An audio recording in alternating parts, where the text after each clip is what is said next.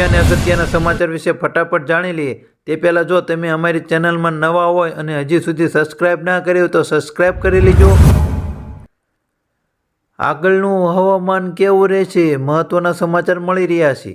રાજ્યના હવામાનને લઈને હવામાન વિભાગની આગાહી સામે આવી છે, જે પ્રમાણે રાજ્યમાં આગામી 5 દિવસ વાતાવરણ સૂકું રહેશે તેમજ હાલ વરસાદની કોઈ શક્યતા ન હોવાનું પણ જણાવ્યું છે। 24 કલાક બાદ લઘુત્તમ તાપમાન 1 ડિગ્રી વધવાની શક્યતા છે, જ્યારે નલિયામાં લઘુત્તમ તાપમાન 10 ડિગ્રી નોંધાયું છે। અમદાવાદમાં 16 ડિગ્રી, ગાંધીનગરમાં 14 ડિગ્રી ઉપર તાપમાન નોંધાયું હતું। આગળના અને મહત્વના સમાચાર વિશે વાત કરીએ તે પહેલાં જો તમને અમારો વિડીયો ગમે તો લાઇક અને કોમેન્ટ કરવાનું ના ભૂલશો। અયોધ્યા રેલવે સ્ટેશનનું નામ બદલાવવામાં આવ્યું છે।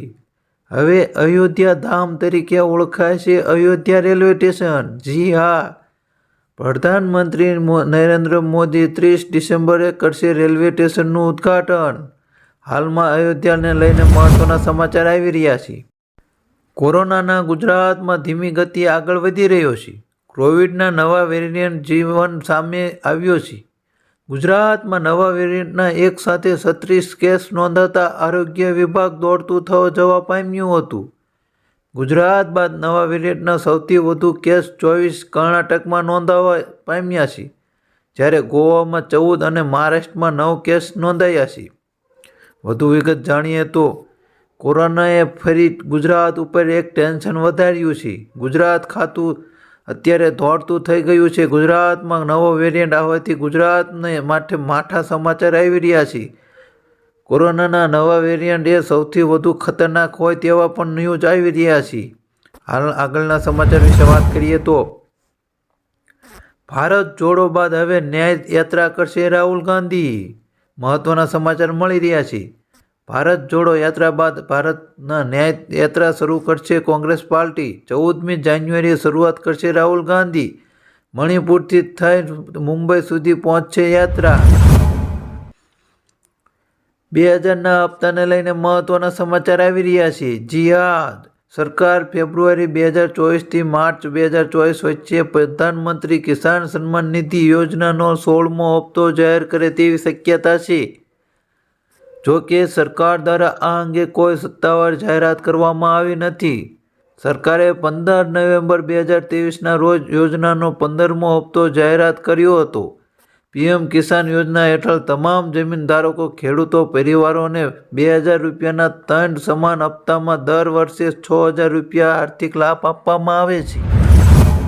મહત્વના સમાચાર વિશે વાત કરીએ તો વ્યાજખોરો માટે માઠા સમાચાર આવ્યા છે।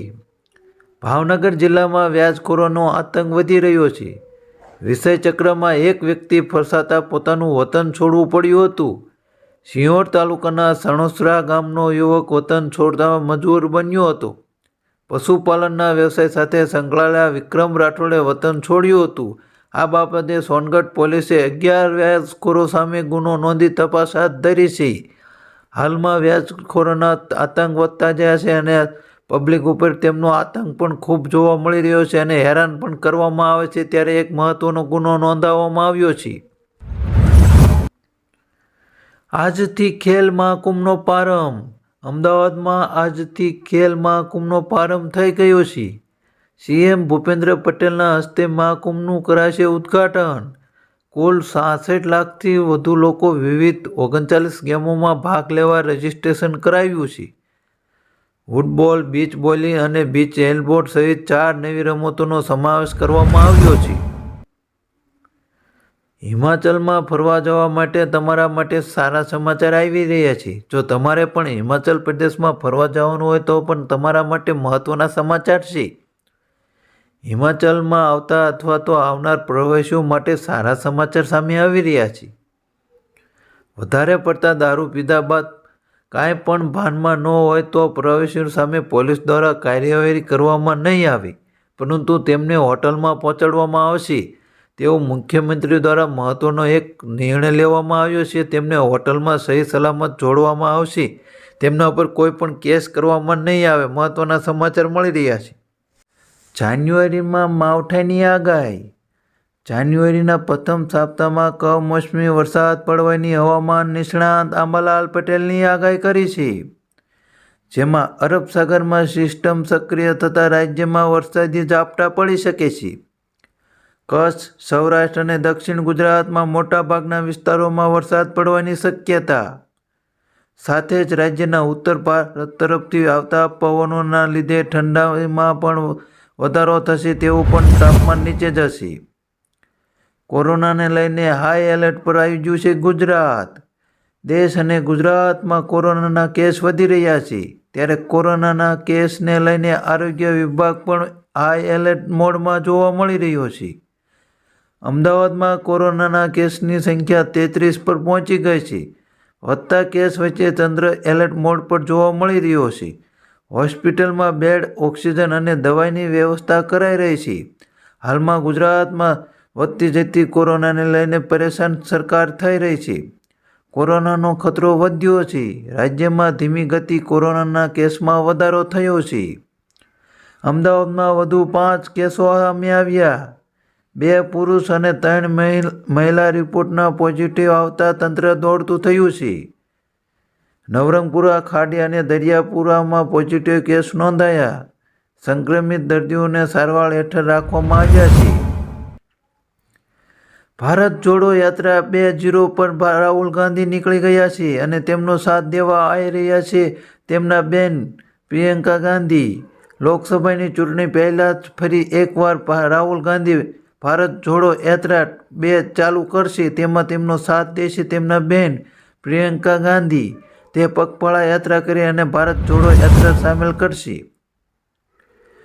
વિજાપુર પૂર્વ ધારાસભ્યના નામે ઠગાઈનો પ્રયાસ. જી હા, અત્યારે નવી એક ઘટના સામે આવી છે. ફેક ફેસબુક આઈડી બનાવી રમણલાલ પટેલના નામે છેડતીનો પ્રયાસ કર્યો છે. રમણલાલ પટેલના પરિચિત લોકોએ ધારાસભ્યના નામે ફોન કરાયા. સીઆરપીએફના જવાન છું, બદલી થઈ હોવાથી સસ્તામાં ફર્નિચર વેચવાનું છે, પરંતુ યુવક હોશિયારી વાપરે અને પૈસા ટ્રાન્ઝેક્શન ના કરતા ઠગાઈથી બચી ગયો છે. હાલમાં આવા ઠગાઈના ઘણા કેસો આવી રહ્યા છે. ગાંધીનગરમાં દારૂની છૂટને લઈને જનતામાં પરેશાન જોવા મળી રહી છે. અમુક જનતા હા પાડી રહી છે તો અમુક જનતા ના પાડી રહી છે. હાલમાં જ રાજ્યના સરકાર દ્વારા ગાંધીનગરના ગિફ્ટ સિટીમાં જે પરમિશન આપવામાં આવી છે તેના વિશે મહત્વનો ચુકાદો આવી શકે છે, જેના માટે સરકાર દ્વારા ઉદ્યોગને પ્રોત્સાહન આપવા માટે આ નિર્ણય લીધો છે, જેની અસર વિવિધ સ્થાનો પર જોવા મળી રહી છે. આ સાથે જ ગિફ્ટ સિટીના ભાવમાં ઓવરઓલ 10% સુધીનો વધારો સામે આવ્યો છે. ગિફ્ટ સિટી લિકરની છૂટની નિર્ણયથી એક જ ધડાકે રિયલ્ટીનો ભાવ 10% સુધીની તેજીનો માહોલ જોવા મળ્યો છે. ગુજરાતના સૌથી મોટા સમાચાર આવી રહ્યા છે. એશિયાના સૌથી મોટા પૈસાદાર વ્યક્તિ અને દેશની સૌથી મોંઘી કંપનીના માલિક મુકેશ અંબાણીએ એક મોટો સોદો કર્યો છે, જે બાદ મનોરંજન અને મીડિયા માર્કેટ પર તેમનો દબદબો વધી ગયો છે. મુકેશ અંબાણીના નેતૃત્વ હેઠળ રિલાયન્સ ઇન્ડસ્ટ્રી ગયા અઠવાડિયે લંડનમાં એક મોટી કંપની સાથે એક મોટો સોદો કર્યો છે. તેને લઈને ભારતમાં પણ ખૂબ જ લાભ થાય તેવી શક્યતા છે.